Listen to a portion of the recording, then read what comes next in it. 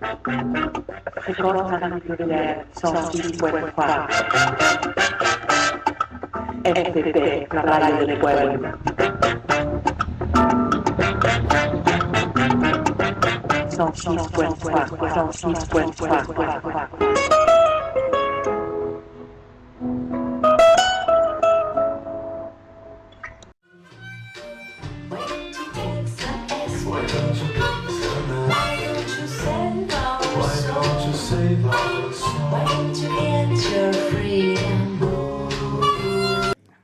Estábamos diciendo el domingo pasado en la exposición de la doctora María José Rodríguez Rejas, hablamos de la historia y los vínculos con los eventos en el presente inmediato.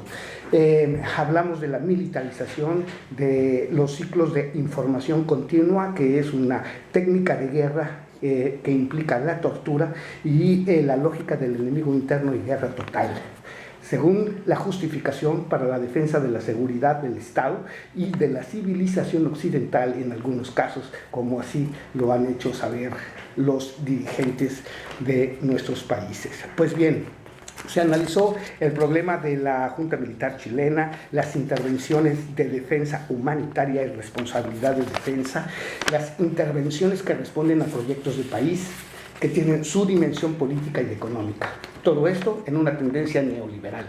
Pues bien, si en los 70 hubo un desmantelamiento del Estado social con recortes, salido del Estado de acciones sociales, salud y transporte principalmente, creando un ideario económico que tenemos ahorita históricamente, referencias con el documento El Ladrillo, que fue el ideario de la Junta Militar Chilena. Todo esto relacionado a América del Sur, que vive una etapa violenta de las intervenciones.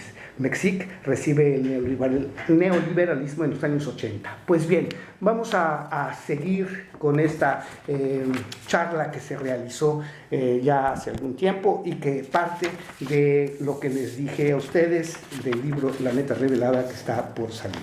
Bueno, el último tema que tocó la doctora fue la reunión de 1945 de Mont Pelerin en Suiza, donde von Hayek, Milton Friedman, Karl Popper, Salvador Marandina y los diseñadores de la política anticomunista y apertura de los mercados mundiales se lanzaron al mundo. Bueno, en esto, pues vamos a ver cómo el enemigo se ha convertido en la sociedad civil, cómo las formas de pelea y la tecnificación estratégica de la guerra se ha modificado en todo nuestro continente.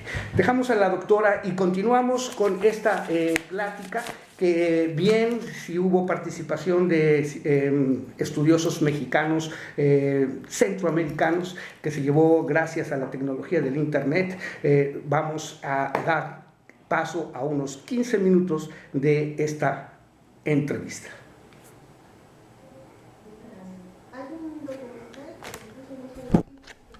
No, tampoco empieza en los 70, porque resulta que hay una experiencia donde se empieza a diseñar ese tipo de medidas que no procede de América Latina y ni siquiera procede de Estados Unidos, sino que procede de Francia. Hay un documental que les puse en esa listita, que está buenísimo, si pueden verlo, porque se llama Escuadrones de la Muerte, la escuela francesa, ¿no? Y entonces lo que uno ve es que la experiencia de los franceses con sus colonias en Indochina, ya por ahí de fines de los 40 y principios de los 50, ellos pierden Indochina en el año 54, en una derrota que es brutal.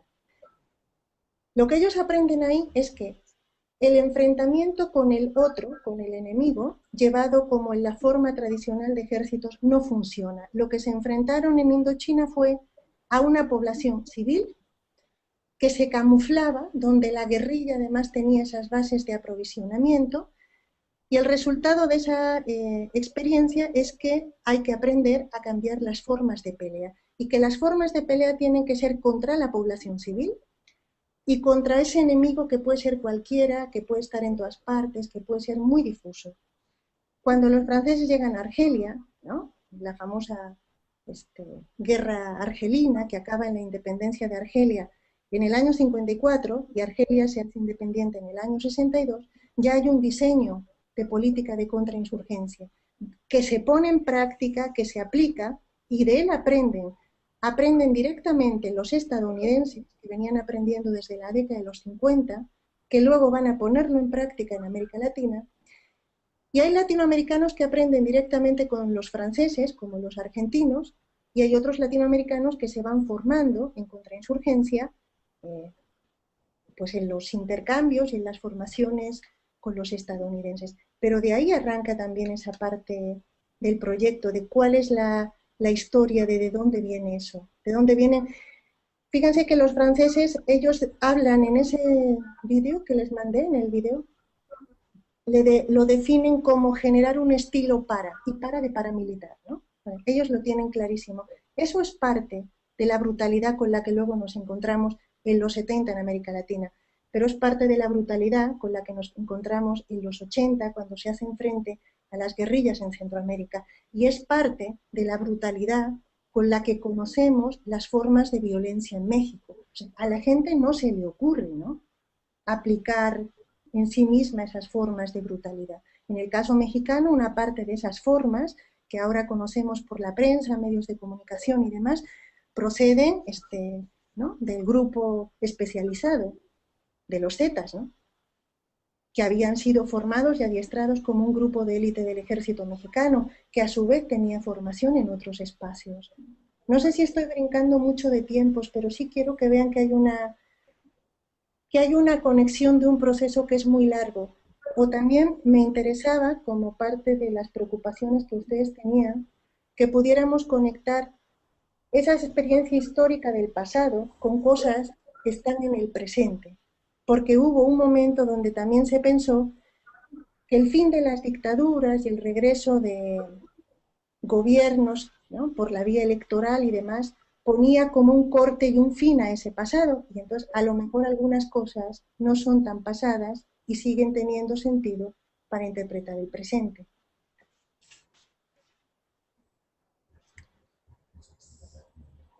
Otra pregunta por acá. Pues más o menos referente a la misma pregunta. Lo que pasa es que yo estoy haciendo el análisis de la película, ¿no? Ajá. Que termina, le da el fin a la dictadura en Chile por medio de un referéndum. Pero mi análisis es de cómo los Estados Unidos, que habían impulsado la dictadura con Augusto Pinochet, finalmente los gringos en ese referéndum le dan el espaldarazo a quien lo habían impulsado para tomar Chile, ¿no? Entonces, por eso preguntaba, ¿hasta dónde entra el límite o hasta dónde entra los Estados Unidos en las operaciones, ¿no? Porque pues ya finalmente, pues los gringos ya no legitiman el gobierno de Pinochet, o es en el caso ahorita como en El Salvador, ¿no? Con Ríos Montt, con Guatemala, Ríos Montt, hoy está siendo enjuiciado y pues también hay un respaldo por parte de la Unión Americana para que sea enjuiciado cuando pues también fue impulsado por medio de las dictaduras. Entonces por eso era la pregunta de por qué los Estados Unidos, hasta dónde se limitaban y después pues ya no respaldaban esas dictaduras, ¿no? Ya no las siguen manipulando. Claro, a lo mejor también, justo la pregunta creo que yo la cambiaría un poco hacia cómo interpretamos los procesos de democratización en América Latina, en México, cuando conocemos toda esta historia. Una vez que conocemos esta historia de cómo penetró todas estas tres patitas que nos acaba de dar así brevemente, ¿no?, ¿cómo interpretar entonces estas supuestas democracias? Empezando por, igual parece ser que la vanguardia otra vez fue chilena, en un plebiscito que parece que la gente puede decidir si continúa o no Pinochet, de manera muy extraña, ¿no? Porque no se dice, ¿continúa la dictadura o no? ¿Cómo interpretamos? ¿Qué elementos clave podemos tener para interpretar? Porque eso nos lleva a poder interpretar diferentes lugares y diferentes tiempos, ¿no? Ajá. Ok. Es que lo que me parece que está muy bueno es que nos vamos metiendo como en cuál es la dinámica del proceso, ¿no? Esto que plantea Emiliano. ¿Qué pasa con las dictaduras? El gran éxito que tuvieron las dictaduras es que permiten una destrucción de todo un proyecto social porque permiten la eliminación de una franja de población. ¿Qué pasa en esos años? Que lo que tenemos es la desaparición de las franjas ni siquiera más jóvenes, sino de las franjas de adultos jóvenes hasta las franjas de adultos que todavía no son viejos. Entonces, lo que se hace con los 30 y tantos mil desaparecidos de esas experiencias para el caso argentino, bueno, para el chileno hay unos cálculos de un poco menos, etcétera, es que queda aislada la franja, ¿no?, de la memoria y de la experiencia de los mayores, de los ancianos, y queda descolgada de la franja de los niños y de los más jóvenes, ¿no? Y luego viene un proceso educativo que para la gente que ha vivido en sociedades ultraconservadoras, el proceso educativo va deslavando, ¿no?, la memoria. Entonces, a lo que voy es que ese fue el gran aporte, ¿no?, por decirlo en términos de la perspectiva de ese sector. Desarman por completo, ¿no?, una sociedad, se establecen nuevos referentes. En el caso de Chile, bueno, hay incluso que uno no lo podía creer, pero hay franjas a fines de los 90, ¿no?, cuando viene el regreso a los procesos electorales, ¿no?, que decían desconocer la existencia de los desaparecidos en el caso chileno. Uno le puede parecer sorprendente, pero es que de lo que estamos hablando es del éxito del control ideológico, ¿no?, y de cómo arrancar a un sujeto, a una persona, de su propia experiencia histórica, de su espacio, de su entorno. Pero el gran costo que tuvieron las dictaduras es que tenían un altísimo costo en legitimidad social, ¿no?, y además en apoyo internacional. O sea, llegó un momento en que el escándalo llegó a ser tal y costó que se abriera el espacio de la difusión y de la denuncia, porque estaba el asunto de, eran muy exagerados, ¿no? O sea, todo eso decía la derecha de todas las críticas y denuncias de los exiliados, ¿no?, de los exiliados no solamente en América Latina, sino de los exiliados latinoamericanos que estaban en otras partes del mundo, en Europa, etc. Entonces, aparecía el asunto de, son muy exagerados, ¿no?, a ver quién es capaz de demostrar que eso ha ido sucediendo, que las torturas fueron de ese tipo, que hay tal cantidad de desaparecidos. Entonces, durante décadas está como el desgaste, ¿no?, ideológico de un sector crítico, pero llega un momento en que la presión fue tal y la cantidad de información que empezó a aparecer fue tal que la denuncia ya era imparable y la forma en que eso se conoce ya fue un absoluto, ¿no?, escándalo. Entonces, híjole, lo que sí que todas las formas de organización política tienen que tener un mínimo, ¿no?, de aceptación. Entonces, el costo llegó un momento en que era altísimo. El propio empresariado chileno, que no significa que fuera menos conservador, ¿no?, llegó un momento en que necesitaba, cuando estaban cambiando las reglas, ¿no?, económicas en el mundo, necesitaba tener el respaldo de un gobierno y otra cara ante el mundo internacional. Con esto un poco de la dificultad para conocer esas experiencias, ¿no?, el poder de los medios de comunicación y de una construcción ideológica de ese tipo. Hay una cosa que está muy sorprendente, pero es que la Cóndor no se consigue demostrar hasta el año 92, donde alguien se encuentra, y además se encuentran los documentos por casualidad. O sea, todas las denuncias que había de supervivientes de las distintas dictaduras que decían, ¿no?, que al fulanito no sé qué le habían, ¿no?, había estado con él en tal cárcel o en tal centro de reclusión y que había aparecido muerto en otro país, en otra parte. O sea, eso acababa siendo como aplastado por un aparato mediático. Cuando la izquierda denunciaba, ¿no?, que el asesinato de Prats había tenido que ver directamente, ¿no?, un general constitucionalista chileno, ¿no?, que había tenido en Buenos Aires, ¿no?, que había tenido que ver con la DINA, con los servicios de seguridad, ¿no?, chilenos, pero en otro país. Era como, no, o sea, están locos, ¿no? O sea, son exageraciones, ¿no?, de esas franjas de izquierda que no pueden demostrar nada, hasta que en el año 92 hay un juez que va a una comisaría en Paraguay buscando el expediente de un preso político y se encuentra no solamente con el expediente del preso político, sino con una serie de documentos que habían sobrevivido ahí. Y entonces el escándalo ya es, ¿no?, una cosa que sale de todo control. Entonces sí hay un costo en legitimidad. Y además empieza a haber formas mucho más elaboradas de cómo generar, de cómo poder mantener esas formas de altísima concentración de la riqueza con ciertas formas de domesticación política, ¿no? O sea, si la gente asume que el proceso electoral es como la forma de entender la democracia y no más, en esa cosa se puede vivir.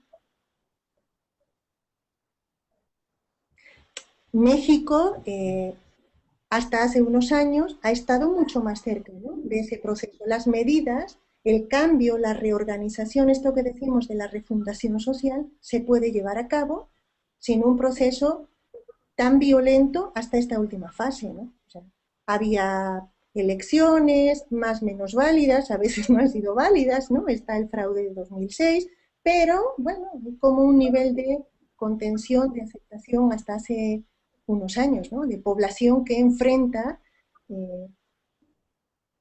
el shock de lo que significa ir perdiendo, ¿no?, posibilidades económicas, etc. Hay un textito que, bueno, más bien es, el texto es este de Naomi Klein, este de la doctrina del shock, y les puse, a lo mejor ya lo conocen, en la conexión, ¿no?, el enlace del documental este sobre la doctrina del shock. Porque fíjense que la forma en que se sale de esas dictaduras no es necesariamente hacia una democracia, o depende desde dónde se defina, con la pregunta de Emiliano. Lo que se hace es generar un pacto, ¿no?, un pacto para que el proceso electoral sea identificado como democracia, pero no con la idea que existía en los 60 sobre democracia, que implicaba democracia social con reparto, distribución económica, procesos, ¿no?, de construcción de horizontalidad. La democracia que sale de esa década de los 90, ¿no?, y de fines de los 80, de esas dictaduras en distintas partes de América Latina, es mucho más un modelo de gobiernos electorales, ¿no?, pero sin mayores demandas de distribución social, etc. Y una cosa que sucede, por ejemplo, en la Argentina y en varios países de ese momento, es que las salidas de las distintas dictaduras implicaban altos costos económicos para el ciudadano, ¿no?, porque cualquier cosa que amenazaba la posibilidad de desestabilización implicaba el miedo a regresar al pasado. Entonces, parte de lo que ahí se alimenta es que aceptamos los recortes, las presiones económicas, etcétera, para que no haya un regreso a la violencia de los procesos, ¿no?, militares del pasado. Entonces fue también una moneda de cambio de aceptación de una situación de nuevas formas del trabajo, de nuevas formas de cómo el Estado se hacía o no cargo de las responsabilidades para con sus ciudadanos, ¿no?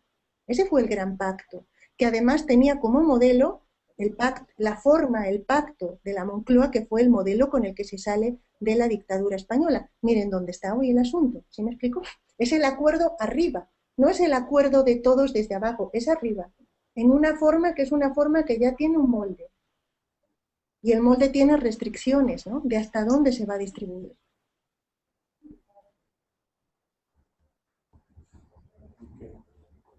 Seguiremos con esta exposición. Ahora podrán ustedes ver lo que pasa con la memoria histórica en países como Brasil, en el que se sorprende uno de los que tenemos más de algunos años del fenómeno de la elección de su actual presidente y de cómo los procesos se han llevado a cabo y ninguno de nuestros países puede sustraerse a a pactos de impunidad entre los gobiernos que ejercen el poder y los que salen, las grandes corrupciones crecientes, la gran concentración de la riqueza en pocas manos, en fin, todo este fenómeno tiene sus raíces históricas y es lo que estamos viendo aquí. Por lo pronto, en En las crónicas de Juanito Guanabacoa damos paso a seguir con la programación pensada por nuestro director Osler Amaro y quedamos en los micrófonos Abel Santa Cruz y Juanito Guanabacoa, y mientras tanto en www.rfpp.net o en el 106.3 del FM pueden sintonizar emisiones Américas.